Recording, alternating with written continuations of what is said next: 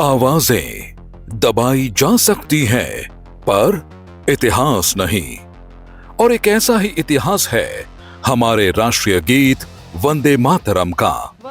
वंदे मातरम, जो एक पुकार, एक मंत्र, एक संकल्प का प्रतीक है। यह वो उद्घोष है जिसे अंग्रेजों की लाठियां भी नहीं दबा सकीं। यह वो मंत्र है जिसे डर, दमन, तुष्टीकरण की राजनीति भी नहीं मिटा सकी। आजादी की लड़ाई के दौरान वंदे मातरम सिर्फ 2 शब्द नहीं थे, बल्कि करोड़ों भारतवासियों की छाती में धधकती आग थी। वही आग जिसने गुलामी के अंधकार को चीरकर स्वराज की पहली किरण जगाई। आज स्वतंत्र भारत में प्रधानमंत्री श्री नरेंद्र मोदी जी के नेतृत्व में इसी मंत्र को एक बार फिर समृद्ध भारत के निर्माण की यात्रा में वही शिखर सम्मान मिल रहा है।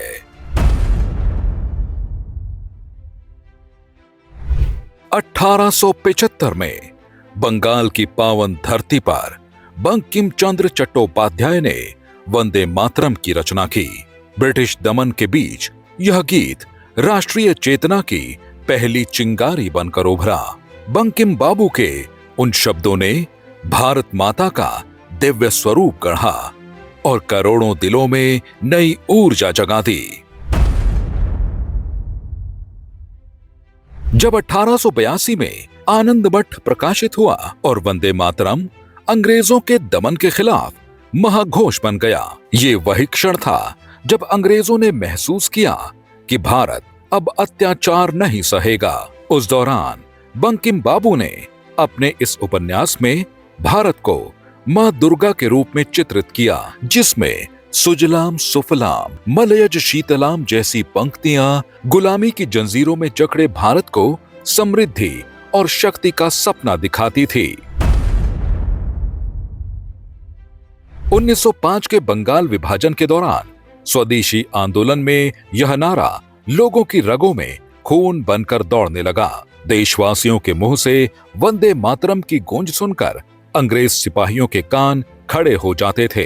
तत्कालीन लॉर्ड कर्जन की सरकार ने इसे सार्वजनिक रूप से गाने या छापने पर प्रतिबंध लगा दिया था। जेल और जुर्माने की धमकी के बावजूद अमरवीर क्रांतिकारी इसे गुनगुनाते रहे। अविभाजित भारत के बरिसाल में हजारों लोगों ने प्रतिबंध को तोड़ते हुए वंदे मातरम का सामूहिक गायन किया, जबकि भीकाजी कामा ने 1907 में जर्मनी में तिरंगे पर वंदे मातरम लिखकर विद्रोह का संदेश फैलाया।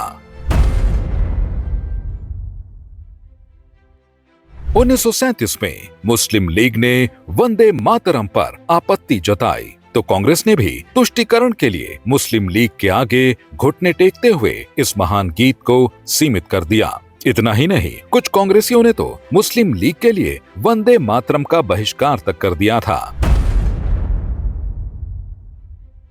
आजाद भारत में 24 जनवरी 1950 को जब वंदे मातरम को राष्ट्रीय गीत घोषित किया गया, तब भी तुष्टीकरण की राजनीति में डूबी कांग्रेस ने इसे टुकड़ों में बांटकर ही मान्यता दी। नतीजतन दशकों तक वंदे मातरम को वह स्थान नहीं मिला जिसका वह वास्तविक हकदार था। तुष्टीकरण, वोट बैंक और राजनीतिक डर ने इस गीत को मात्र समारोहिक औपचारिकता बना दिया। जब वंदे मातरम ने 100 वर्ष पूरे किए, तब देश आपातकाल की जंजीरों में जकड़ा हुआ था। संविधान मौन था, देशभक्ति अपराध बन चुकी थी और राष्ट्र के लिए जीने मरने वाले लोगों को जबरन जेलों की काल कोठरियों में ठूंस दिया गया था। कभी जिस वंदे मातरम ने देश को स्वतंत्रता की ऊर्जा दी थी, वही गीत अपने शताब्दी वर्ष पर इतिहास के एक काले अध्याय का साक्षी बन गया था। वर्ष 2025 में वंदे मातरम के 150 वर्ष पूरे होने के उपलक्ष्य में प्रधानमंत्री श्री नरेंद्र मोदी जी ने स्पष्ट कर दिया, जिस गीत ने देश को आजादी दिलाई, उसका सम्मान अधूरा नहीं रहेगा। जिस वंदे मातरम के गीत ने देश को आजादी की ऊर्जा दी थी, 150 वर्ष उस महान अध्याय को, उस गौरव को पुनः स्थापित करने का अवसर है। प्रधानमंत्री मोदी जी का यह निर्णय केवल संवैधानिक नहीं बल्कि सभ्यतागत पुनर्जागरण का प्रतीक है। यह वो सांस्कृतिक जागरण है जिसने पूरे देश को एक स्वर में बांधा है। इतिहास गवाह है कि जब जब राष्ट्रवाद की विचारधारा मजबूत हुई है तब कांग्रेस ने उसे तुष्टीकरण की सीमाओं में बांधने की कोशिश की है। और आज जब देश वंदे मातरम के 150 वर्ष मना रहा है, वही पुरानी सोच कांग्रेस में फिर झलकती है।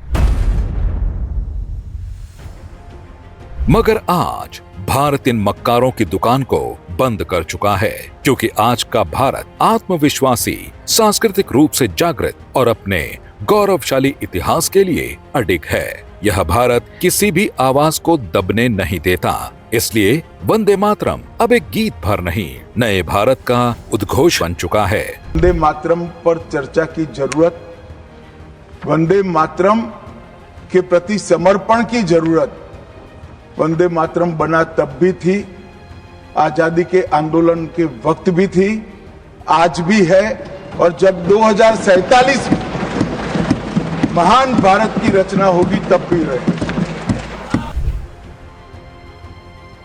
यह 150 साल की यात्रा दमन से सम्मान तक, समझौते से स्वाभिमान तक और पतन से पुनरुत्थान तक का वैभवशाली अध्याय है। आज वंदे मातरम फिर उस शिखर पर है, क्योंकि अब राष्ट्रवाद का बहिष्कार नहीं बल्कि उसे गौरवान्वित इतिहास के रूप में स्वीकार किया जाता है।